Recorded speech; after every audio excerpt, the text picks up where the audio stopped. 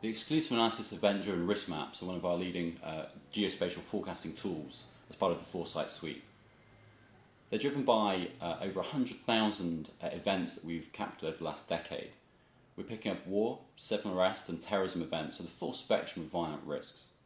We're capturing this from our human intelligence network and also our open source collection team, who are capturing local, social and international media across a range of languages such as Arabic, Russian, Chinese, Portuguese and others.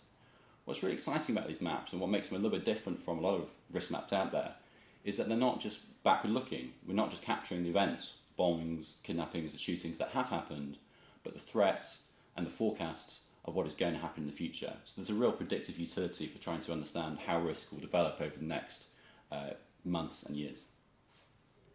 So EPOB is one of the new forecasting tools which we've developed over the past year. It stands for every point on the planet. We developed this because we realised our event-driven risk maps were a fantastic sort of data-driven resource for understanding where risks were concentrated and distributed within a country, were a very useful tool.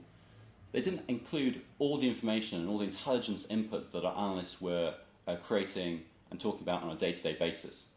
So what EPOB does is it brings together various different forecasting models into one geospatial risk layer that provides a risk score on a 0 to 10 scale for every 500 metre square cell on the planet for war, terrorism and civil unrest, and will then combine to political violence.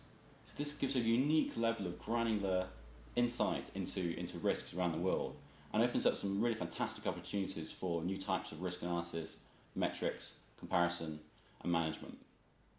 So the EPOB risk model brings a whole new level of specificity and granularity of intelligence to the whole kind of risk assessment and management kind of process.